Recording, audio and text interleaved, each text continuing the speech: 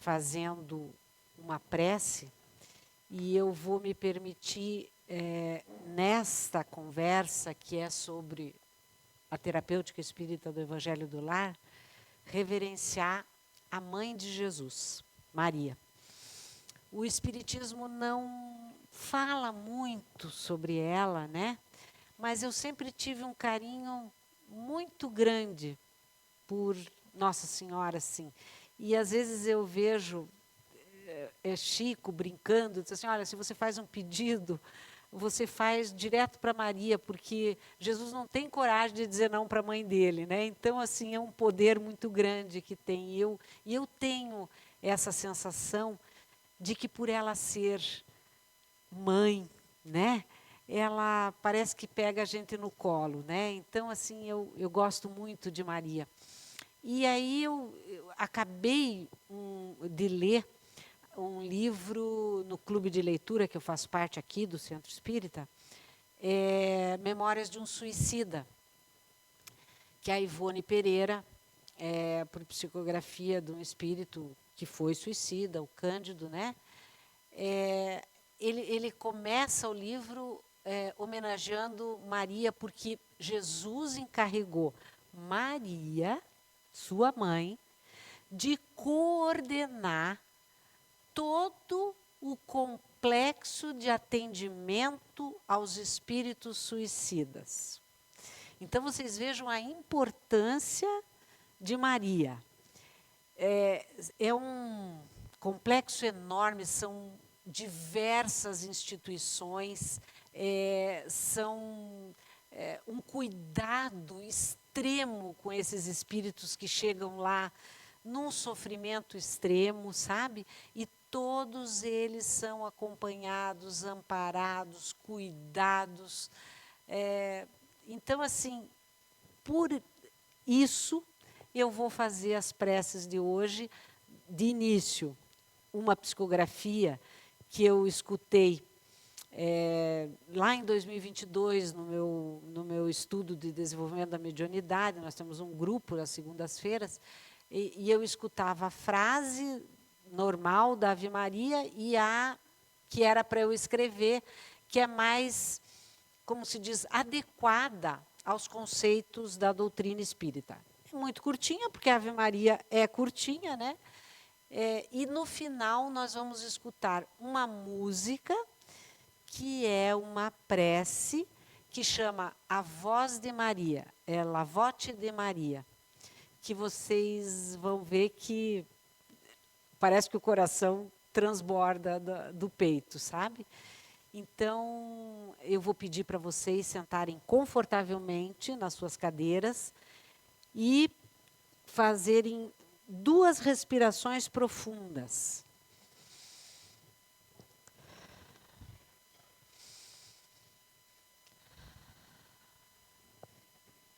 E aí está a imagem, né, de Maria, mãe de Jesus, e vamos começar com a oração. Salve Maria, mãe de Jesus. Deus é sempre com você. Abençoada sejai tu, mãe de todos nós, entre todas as mulheres, e abençoado seja teu filho Jesus. Ore por todos nós, teus filhos, porque ainda cometemos erros a todo momento de nossa encarnação e mesmo depois da nossa morte. Que assim seja. Então, vamos começar hoje a conversa sobre terapêutica espírita do Evangelho no Lar, né? E para a gente começar, nós vamos ter que entender o que é terapêutica espírita, né? Os que já sabem, por favor, me desculpe, mas a gente vai começar com esses conceitos. A terapia espírita também é conhecida como tratamento espiritual ou terapêutica espírita. É uma prática que busca promover o bem-estar emocional, mental e espiritual, integrando os princípios da doutrina espírita, né? Quem frequenta o centro sabe que aqui nós temos uma terapêutica espírita chamada fluidoterapia, né? Quem precisa, que está passando por algum sofrimento, tem que chegar às 18 horas numa terça-feira, pegar uma senha, fazer uma entrevista e depois participar durante 5 terças-feiras, né? Sendo a primeira e a última lá em cima, assistindo uma palestra e entrando na sala com atendimento da equipe espiritual da casa, e a segunda, terceira e quarta aqui embaixo, com uma carteirinha, participando da palestra e tomando um passe. E aí, quando vai para o passe, entrega a carteirinha para que seja anotado, porque precisa essa frequência, né? E essa terapêutica espírita, ela se baseia na crença de que o ser humano é espírito e é matéria. E que as dificuldades enfrentadas na vida, elas podem ter raízes em questões espirituais, né? Além dos fatores físicos e emocionais. Por isso que ela se chama terapêutica espírita. E como funciona essa terapêutica espírita? Ela, então, nós já falamos, nós vamos reforçar alguns conceitos aqui, para que a gente fixe bem esses conceitos, né? Ela tem uma abordagem holística, ou seja, a terapia espírita considera o indivíduo como um todo, buscando equilibrar os aspectos físico, mental, emocional e espiritual, né? Então, eu peguei essa imagem, né, do médico ali, com o corpo, a alma e a mente, né? E, felizmente, a nossa medicina tradicional já está reconhecendo que nós precisamos de uma parte espiritual junto ali no tratamento, né? Já ficou reconhecido em várias universidades o poder da prece, que as pessoas que recebem preces melhoram mais rapidamente, têm um tratamento, digamos assim, com um upgrade, né? Assim fica mais intensificado, né? Então, essa é uma das coisas que a terapêutica espírita usa. Lógico, por ser espírita, né? A interação com o mundo espiritual. Essa prática envolve a crença na existência de espíritos e na possibilidade de interação entre eles e nós encarnados através de médiums e de passes, por exemplo, né? Aqui a imagem de uma pessoa tomando um passe. Também usa do autoconhecimento e da transformação, porque esse tratamento visa promover o nosso autoconhecimento, a compreensão das causas dos problemas e a transformação pessoal visando a evolução espiritual. Então, nós não vamos tratar o sintoma só, não vamos tratar a dor de cabeça, nós vamos tratar a causa. E só com o autoconhecimento a gente tem que olhar para dentro de nós e descobrir o que é que está causando esse sofrimento. O que nós temos que aprender com isso? Qual é a nossa atitude que atrai para nós este sofrimento, né? Então, nós vamos compreender a causa e vamos precisar arregaçar a manga num processo de reforma íntima, de transformação pessoal, visando a nossa evolução espiritual para nós sermos felizes. As práticas e recursos utilizadas na terapêutica espírita. São diversas práticas que podem ser utilizadas, como os passes, né? Aqui, na fluidoterapia, a gente já falou de 3 sessões que são de palestra e passe. A água fluidificada. Por vezes lá a equipe espiritual pede para que toda noite você leia uma obra e deixe um copinho do lado da cama para depois você tomar. Isso é uma água que vai ser fluidificada. Preces, então também se recomenda o Evangelho no Lar, né? Palestras, o tratamento contempla escutar assuntos relacionados à doutrina espírita. Estudo, muitas vezes são recomendados que inicie-se o programa básico da doutrina espírita, né? Muitos, e pode ser iniciado a qualquer época do ano, né? Não é como o COEM, que tem que ser iniciado apenas quando começa o curso, que foi em março de 2025, vai durar 2 anos, agora só em março de 2027. Mas o PBDE, que é o Programa Básico da Doutrina Espírita, ele pode ser iniciado a qualquer tempo. E até mesmo a utilização da homeopatia com auxílio de médiuns. Muitos que vêm na fluidoterapia saem com receitas de remédio homeopático, né, para contribuir no tratamento. Quais são os princípios e fundamentos da terapêutica espírita? A universidade como estrutura unitária.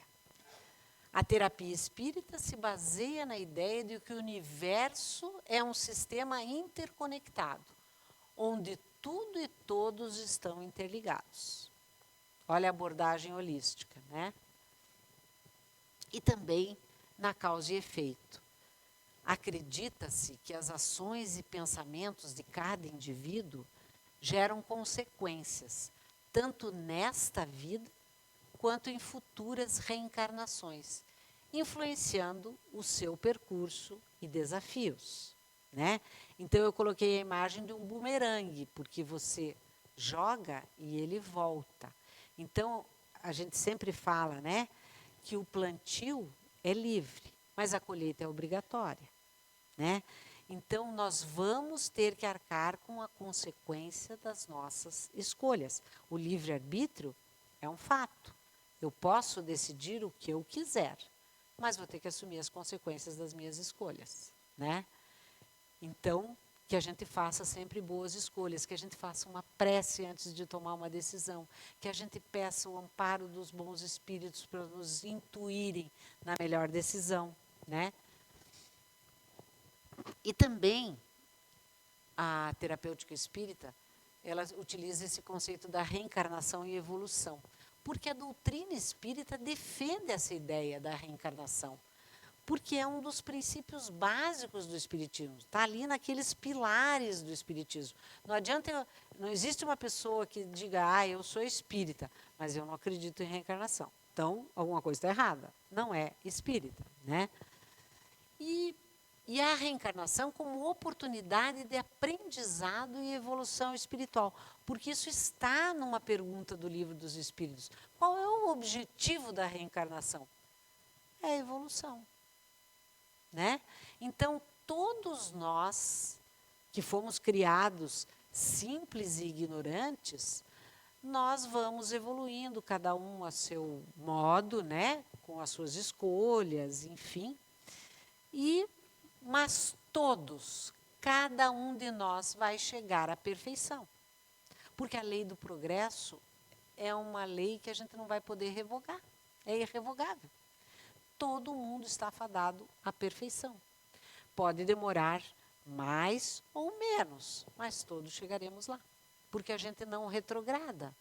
A gente pode estacionar por preguiça, por comodidade, mas estaremos, quando iniciarmos o nosso processo de autoconhecimento e de transformação pessoal, a gente vai evoluindo. E a terapêutica espírita, né, também usa de amor e caridade, porque a prática da terapia espírita está ligada à prática do amor ao próximo e da caridade, né, buscando auxiliar o próximo em suas dificuldades. Gente, nós temos uma equipe enorme aqui para atender a fluidoterapia. Todos voluntários. Muitos trabalham o dia inteiro numa atividade para que possa permitir a sua alimentação, a sua moradia, a sua locomoção.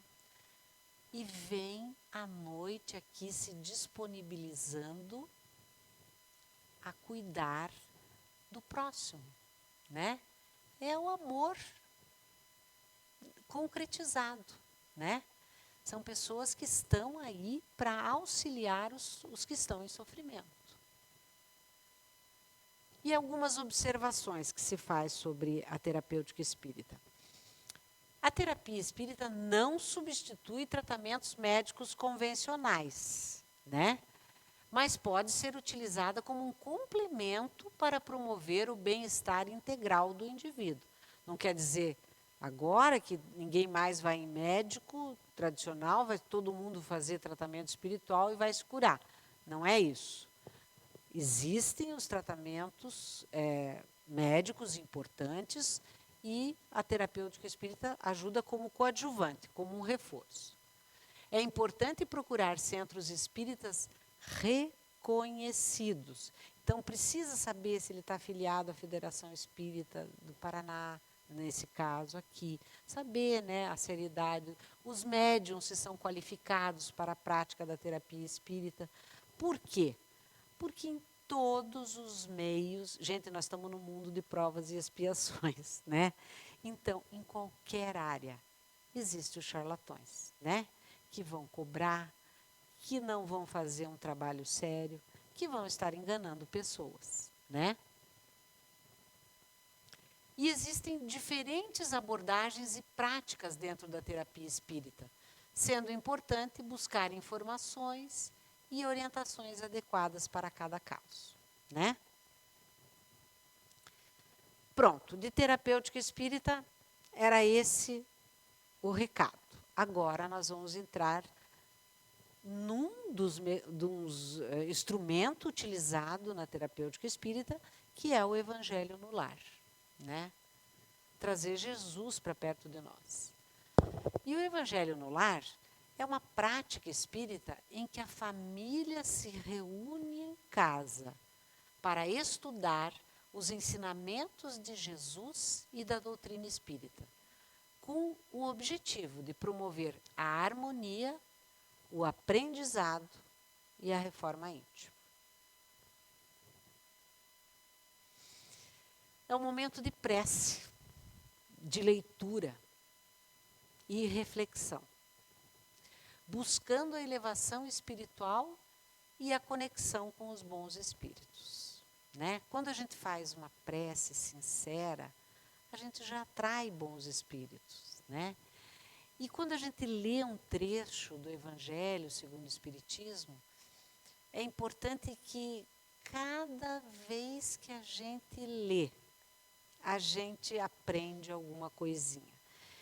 Eu faço o Evangelho no Lar já faz uns 16 anos, mais ou menos, porque eu comecei no Espiritismo há 16 anos.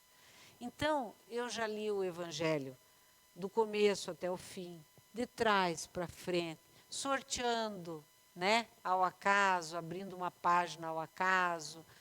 E ele está cheio de anotações, o meu Evangelho. Mas cada vez que a gente lê, a gente tem alguma coisa para aprender aqui. Sabe? É um detalhezinho que tinha passado despercebido, é uma coisa que está mais ligada com a situação atual da família, do mundo. É uma coisa impressionante, gente. É muito bom a gente ler. Então, não dá para dizer assim que precisa mudar de livro. Existem as pessoas que mudam. Ninguém aqui está criticando nada. Mas, quem não quiser mudar, não precisa mudar. Sempre tem o que aprender. O estudo do Evangelho no Lar é uma reunião em família, num determinado dia e horário da semana, para uma leitura e troca de ideias sobre os ensinamentos cristãos, em proveito do nosso próprio esclarecimento e do equilíbrio do lar. Gente, eu grifei esse num determinado dia e horário da semana, porque talvez essa seja a parte mais difícil para a gente implantar um evangelho no lar. É mais fácil a gente marcar uma convenção internacional convidando 55 presidentes de todos os países. Isso acontece mais fácil do que a gente achar um dia e um horário para 4 pessoas se encontrarem na nossa casa, né? Infelizmente é assim. Mas nós vamos ter que sentar com aquela paz e tranquilidade e cada um abrindo mão de uma coisinha. Ah, mas bem nessa hora eu gostava de encontrar com os amigos. Ah, mas bem nessa hora... alguém vai ter que abrir mão de alguma coisinha, mas em comum acordo todo mundo vai achar. E não adianta o pai determinar, vai ser sábado às 15 horas, todo mundo tem que estar aqui. Não é assim que se determina essa data e horário do Evangelho no Lar, porque isso vai gerar insatisfação, né? Alguém vai estar sempre faltando, alguém vai estar de mau humor na hora. Enfim, não é esse o objetivo. Quando fazemos o Evangelho no Lar, a família se reúne para estudar os ensinamentos de Jesus e praticar a doutrina espírita, buscando a harmonia, o aprendizado e a elevação espiritual, tanto individualmente quanto no ambiente familiar, né? A gente vai crescendo, fortalecendo esses laços familiares. E essa prática, então, visa realmente isso, né? Fortalecer os laços, promover a paz, a união e, além de atrair bons espíritos e influenciar positivamente o ambiente do lar. Quando a gente fixa um dia e horário na semana, já tem alguém lá no Ministério do Evangelho do Lar, lá no mundo espiritual, que ele já, na casa do seu Pedro ali, então vai ser quinta-feira, 19 horas. Vamos mandar uma equipe especializada para acompanhar, para amparar, para auxiliar essa família, né? Para poder contribuir que essa família evolua. Então, por isso precisa ser um dia e horário determinado. Porque a equipe espiritual que vai atender essa família precisa se programar, né? Então, esse é o motivo do dia e hora fixos. O Evangelho no Lar não é uma prática religiosa, mas um momento de estudo, de reflexão e de convívio familiar, que visa o crescimento espiritual e a busca pela paz e harmonia. Talvez, em muitos lares, sejam os únicos momentos que a família não está no celular, né? Porque é uma hora que vai ter que estar lendo o Evangelho, lendo uma outra obra, fazendo uma prece, não vai dar para estar olhando Instagram, né? WhatsApp, enfim. Então, é importante esses momentos de convívio. Férias familiares é uma coisa bacana, porque às vezes durante toda a correria do dia a dia, com o filho na escola, você trabalhando, você não consegue conversar, conhecer aquele serzinho que está com você, né? Então é importante nas férias você dedicar a conviver, a aprender quais são as qualidades, do que aquela pessoa gosta, do que aquele serzinho se entretém, precisa, né? Quais são os benefícios do Evangelho no Lar? São muitos, muitos. Primeiro, a harmonia familiar. O estudo e a reflexão sobre os ensinamentos de Jesus promovem a união, o diálogo e a compreensão mútua entre os membros da família, né? Nós estamos com um objetivo comum de estudar o Evangelho, de refletir sobre as atitudes de Jesus, né? Está no Livro dos Espíritos, quem é o nosso modelo, né, e guia? Jesus. Então, nós temos que estudar o que ele fez. Outro benefício é a elevação espiritual. A prática do Evangelho no Lar contribui para o desenvolvimento moral e espiritual dos indivíduos, auxiliando no autoconhecimento e na busca por uma vida mais virtuosa. Por isso essa imagem da escada, porque você vai se elevando moralmente, né?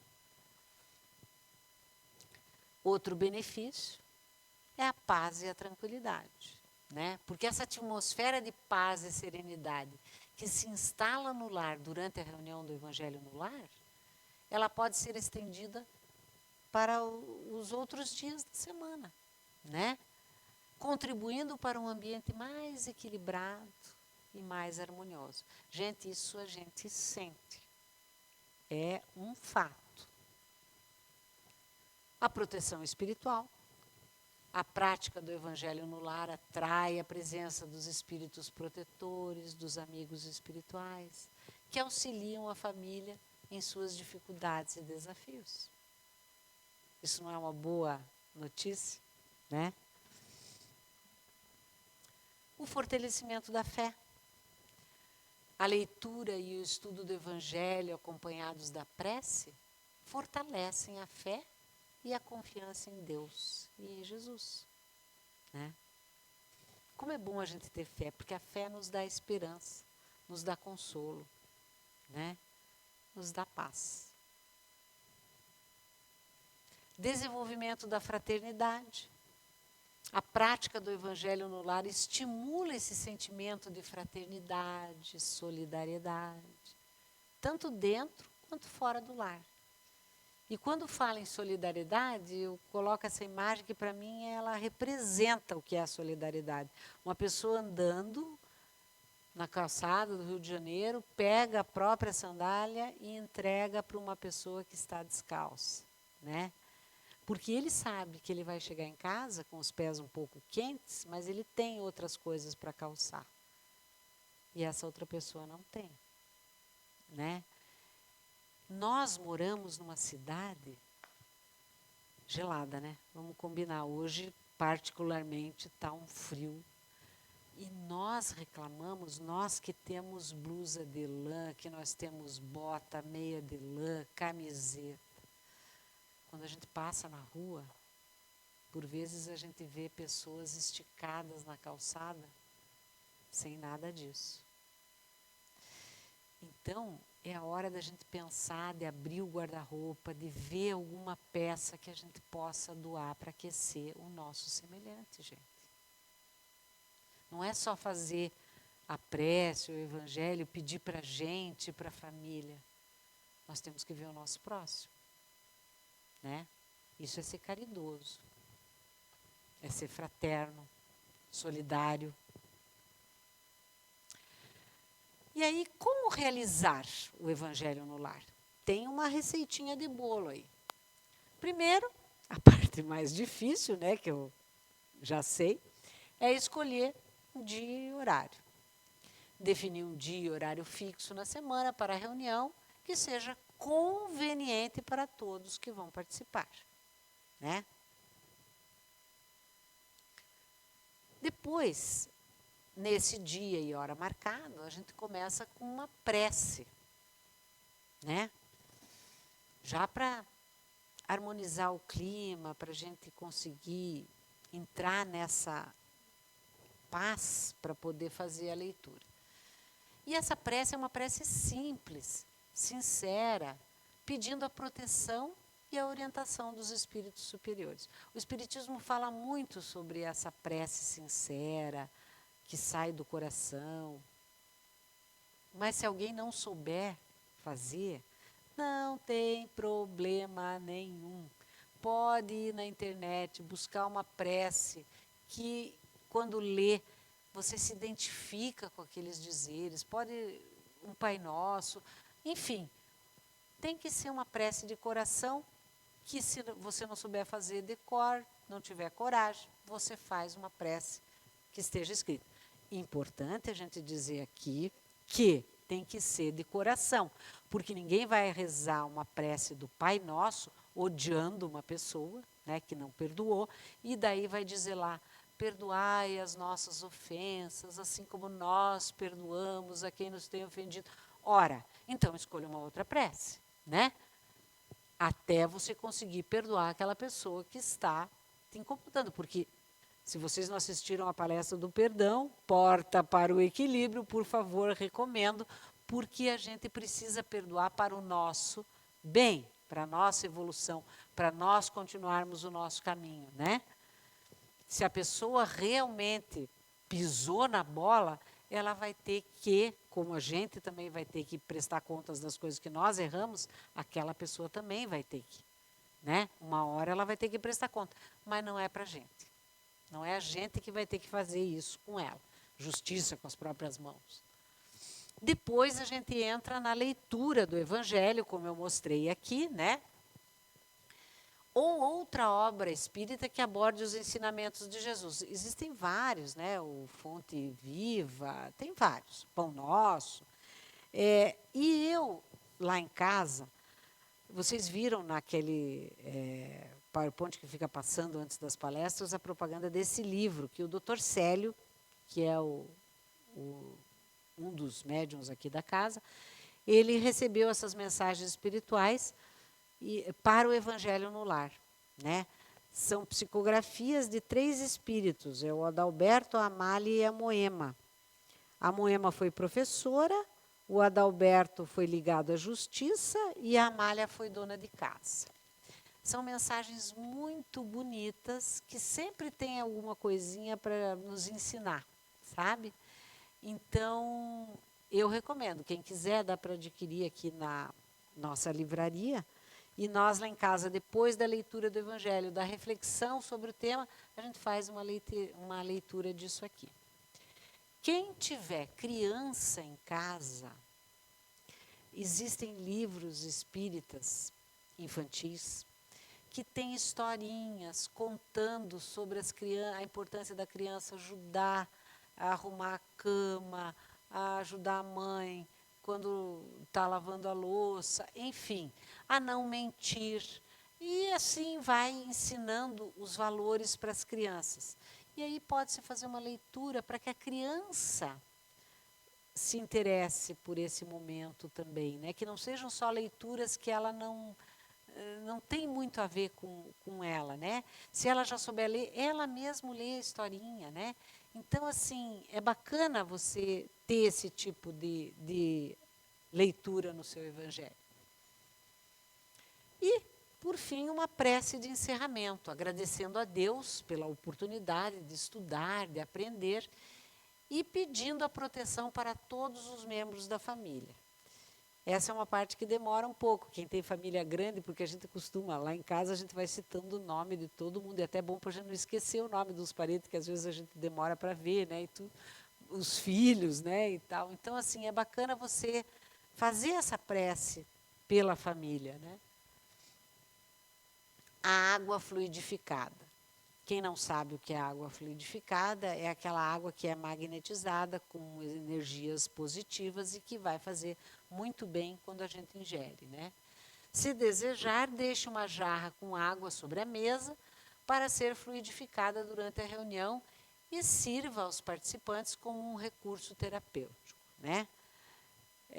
As crianças, quando a gente participava na casa da minha sogra, tinha uma série de netinhos, e aí eles adoravam a hora da água, porque tinha o tim-tim dos copinhos, e eles ficavam muito felizes de bater os copinhos e tal, para a gente comemorar, já no fim. Bom, nós temos o livro Leis de Amor, que foi escrito por Chico Xavier e Valdo Vieira, pelo Espírito de Emmanuel.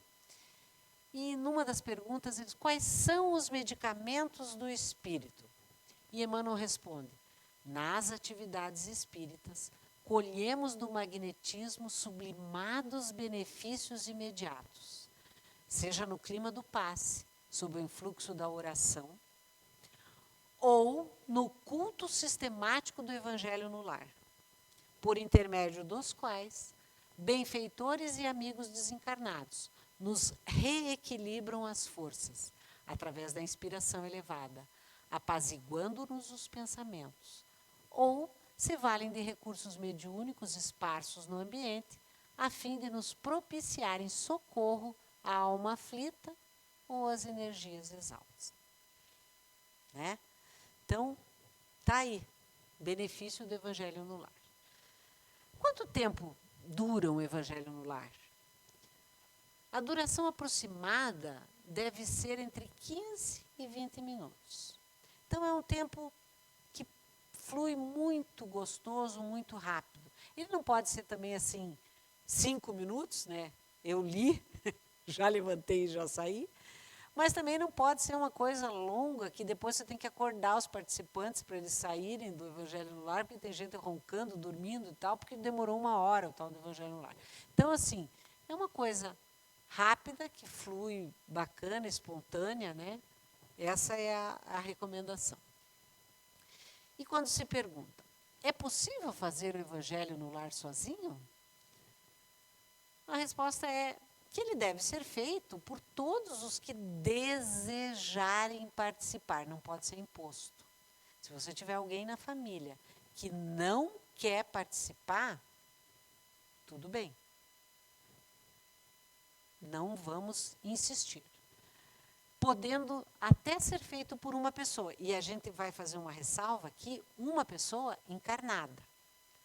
Porque vai ter os bons espíritos, a equipe espiritual cuidando daquele lar que vai acompanhar esse evangelho. Né? Então, hoje em dia, com a nossa tecnologia a nosso favor, né? Às vezes eu viajo com a minha filha, meu marido fica, no dia do evangelho, a gente faz uma ligação de vídeo, de WhatsApp, põe lá o evangelho, a gente faz como se a gente tivesse um na frente do outro e fazemos a prática juntos, né? Então, existem recursos para ajudar esse momento. E o que devo fazer se eu esquecer de fazer o evangelho no lar? Quem está começando a prática ainda não cria essa rotina, né? Mas quando se esquece, o importante é não se culpar e retomar a prática o mais breve possível, mesmo que fora do horário habitual. Nos dias que acontece alguma coisa, porque a gente faz lá em casa todo domingo, 8h30 da noite. Mas, às vezes, tem um aniversário de alguém que resolve comemorar. No domingo, 8h30. Às vezes, alguém está chegando de viagem, precisa buscar no aeroporto, precisa levar no aeroporto. Enfim, alguma coisa que... Aí, nesse dia, a gente pede desculpas para a equipe espiritual, se é uma coisa planejada, você sabe já que não vai poder fazer o evangelho, pede desculpas para a equipe espiritual, né? E, mais tarde, você faz uma prece, né, para poder seguir a semana. Quando você está em viagem, que a rotina muda completamente, né, por algum motivo, você simplesmente não faz, na outra semana você retoma e faz e tudo bem, né? Não vai ter que pagar multa por causa disso. Bom, nós temos a Federação Espírita do Estado de Goiás.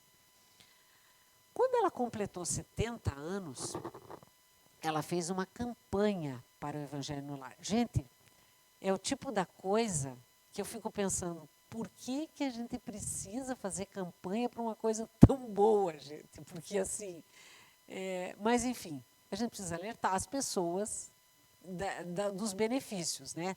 Tem os que não sabem. Então, eles entrevistaram vários espíritas importantes, né? E eu adoro o Haroldo Dutra, né? Sou fã de carteirinha dele. E aí eu peguei a entrevista do Haroldo Dutra.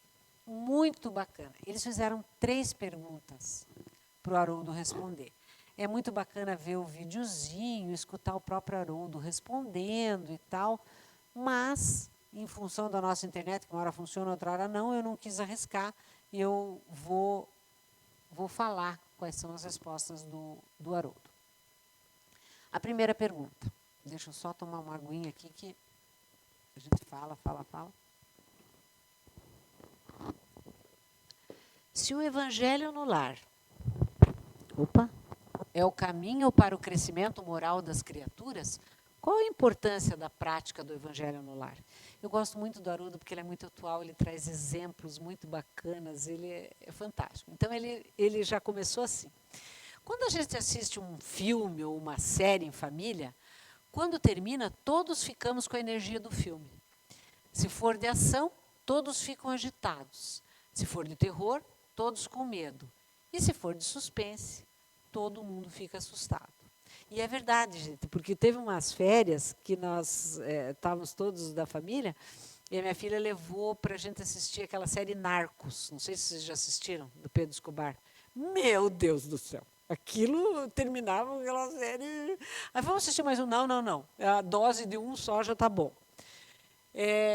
E da mesma forma, quando fazemos o Evangelho no Lar, todos ficamos com aquela energia divina quando acaba. né? É a energia que fica no ambiente. E ele fala, é como se nós mergulhássemos nesse oceano de paz, de serenidade, sabedoria, espiritualidade, estabelecendo uma conexão com Deus. Então é um ótimo seriado para a família acompanhar pelo menos um episódio por semana, né? Vamos encarar como uma série. E aí a segunda pergunta, gostaria de compartilhar algum fato pessoal sobre o Evangelho no lar?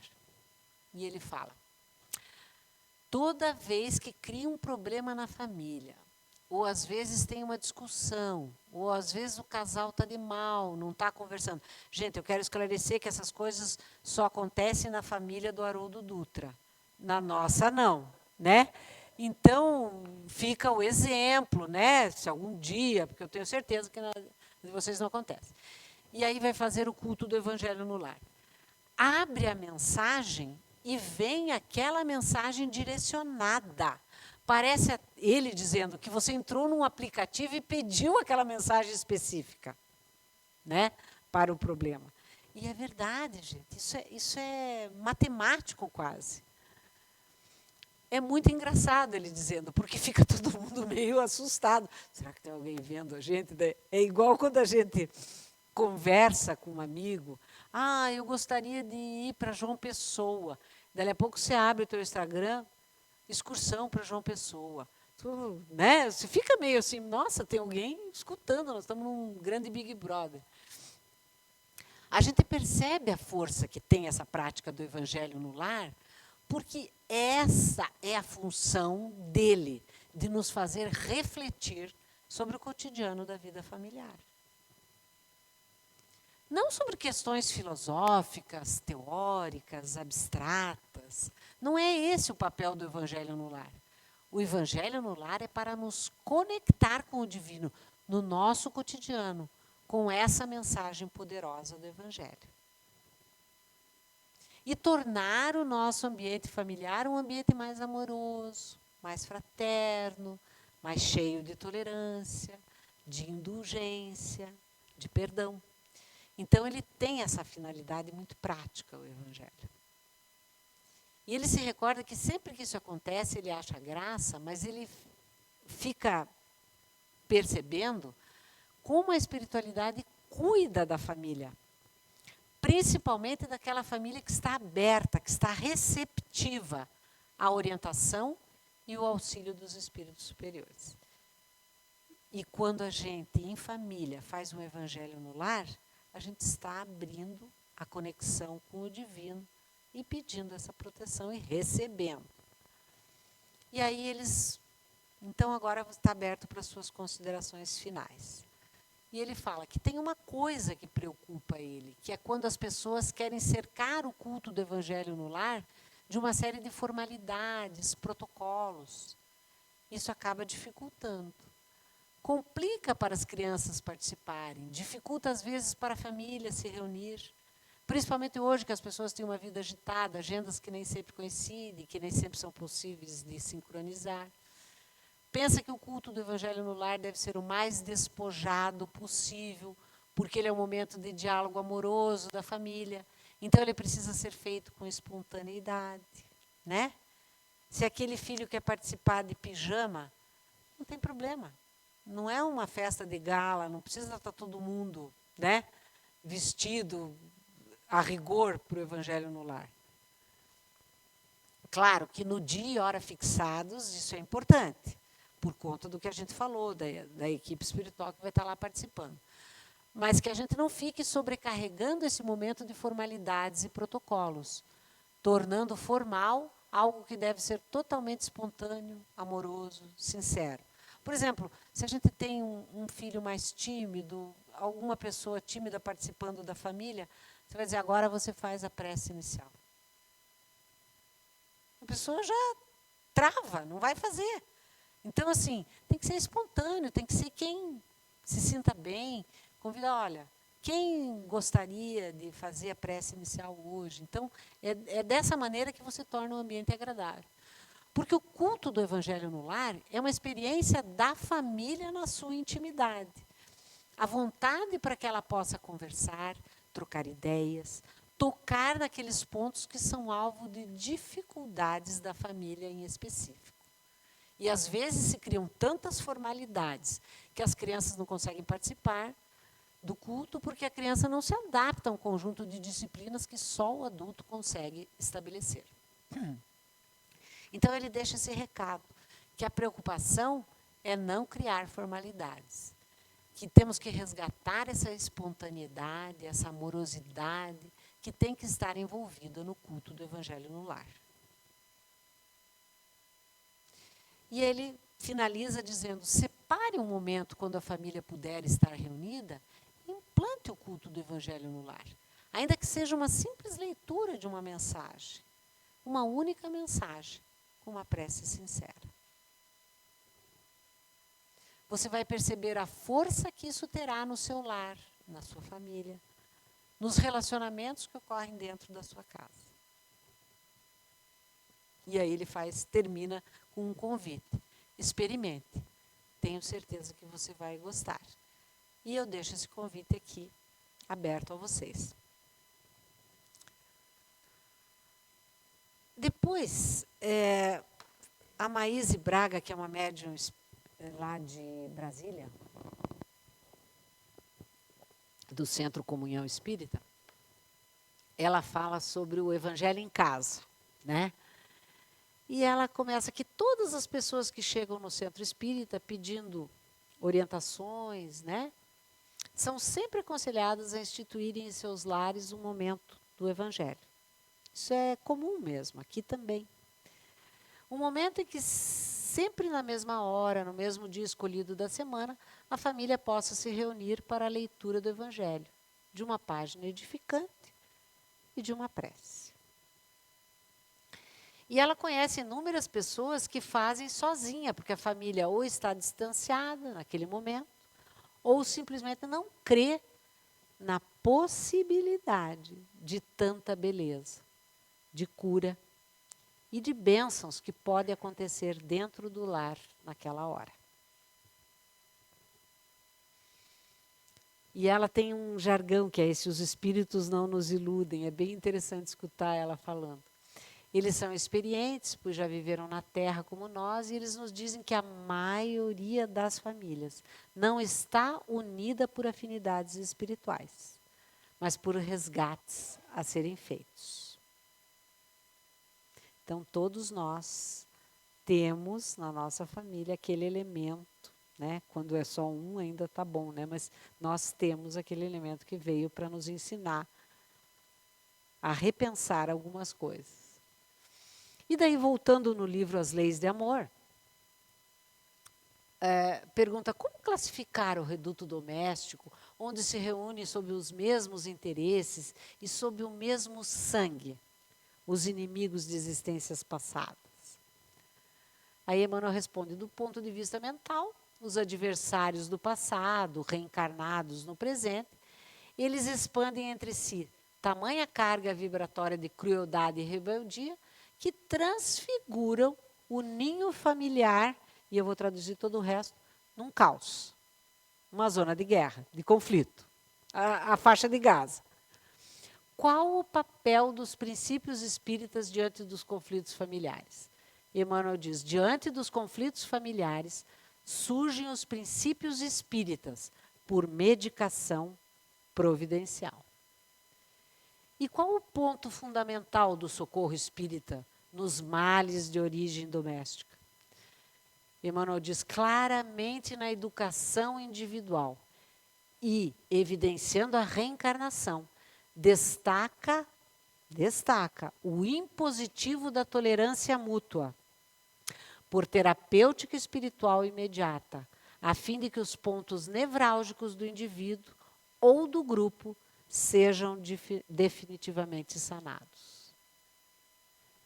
E para terminar essa obra, como classificam a doutrina espírita as pessoas difíceis da convivência ou da consanguinidade? A doutrina espírita proclama o entendimento fraterno por medida inalienável, nós não podemos negociar, perante os ajustes precisos cataloga os irmãos transviados na ficha 12, aí destaque: enfermos, carecentes de compaixão e de socorro.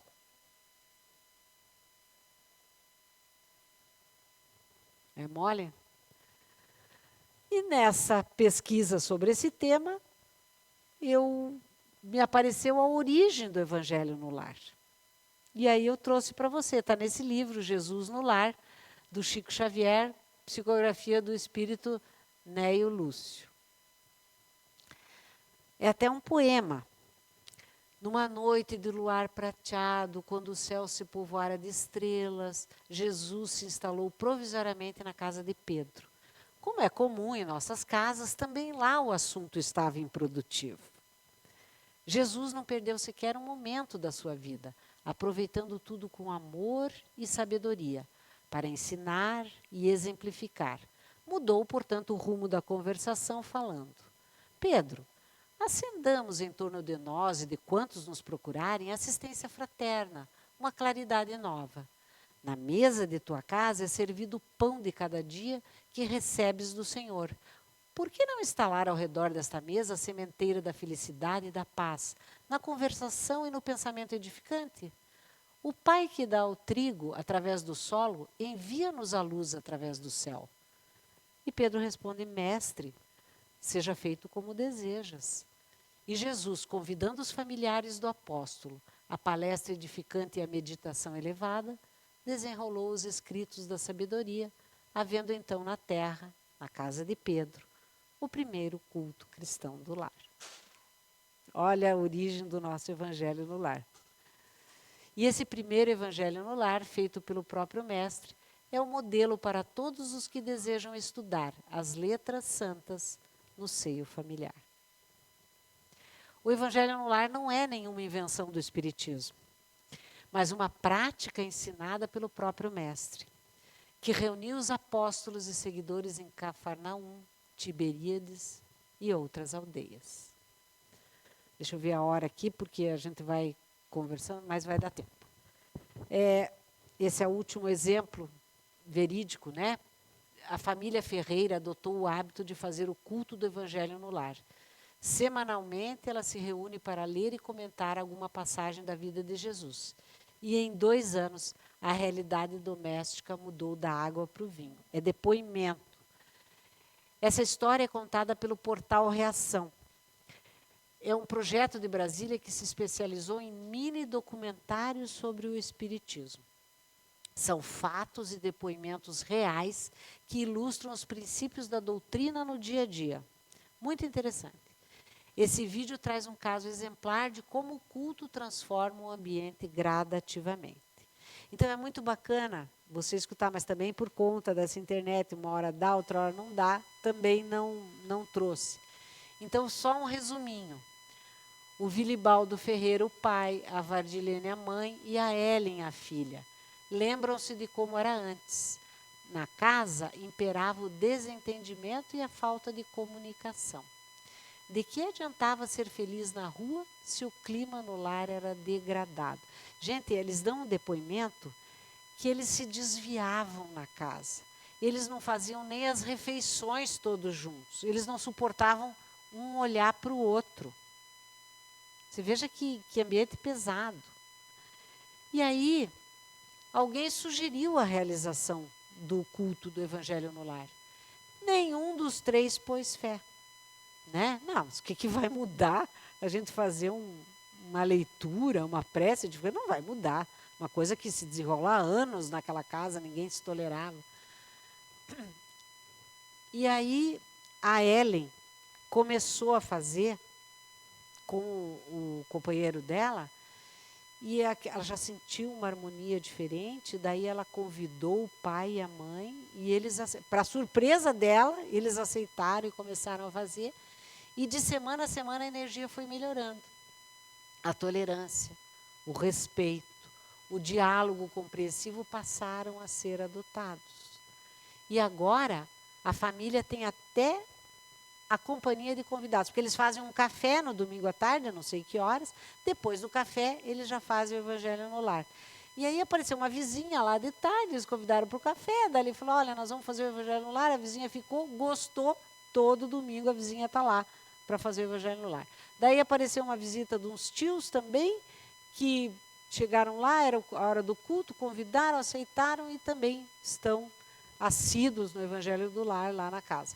Então, assim, um exemplo verídico, né, possível, e transformou aquela energia negativa daquela casa, né? Daí aqui a bibliografia, né, do que foi estudado para trazer esses conteúdos para você, o Evangelho do Espiritismo, o Livro dos Espíritos, o Jesus no Lar, o Leis do Amor, a campanha do Evangelho no Lar, o portal Reação e da web textos produzidos pela inteligência artificial, porque agora a gente já está nessa época de usar a inteligência artificial a nosso favor, né?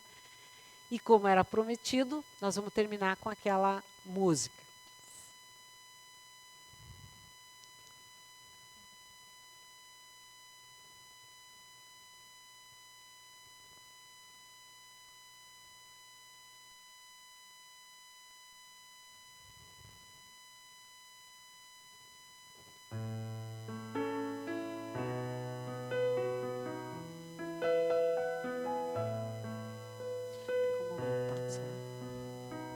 La voce di Maria dentro l'anima mia, come un balsamo scende sulle ferite, se le porta via.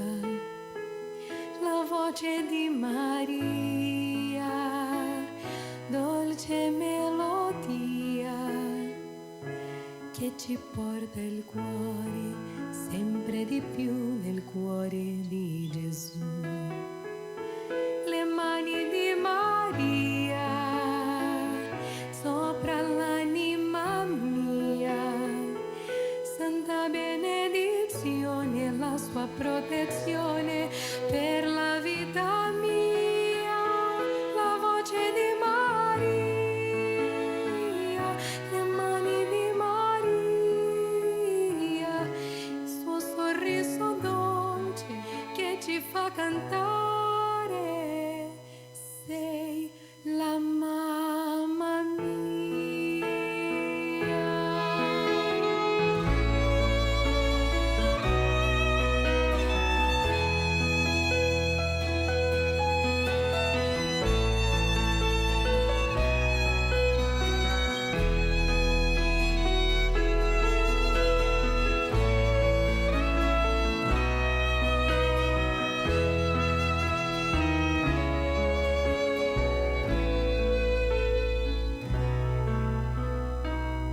Gli occhi di Maria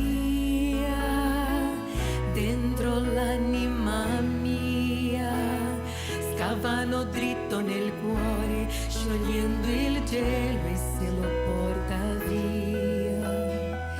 L'amore di Maria, dolce poesia che sussurra al cuore sempre di più il nome di Gesù. Lo sguardo di Maria dentro l'anima mia, la sua tenerezza e splendida bellezza, immensità, armonia. La voce di Maria, lo sguardo di Maria, il suo sorriso dolce che ci fa cantare. Sei la mamma mia. Gli occhi di Maria dentro l'anima mia scavano dritto nel cuore, sciogliendo il gelo e se lo porta via. L'amore di Maria, dolce poesia che sussurra il cuore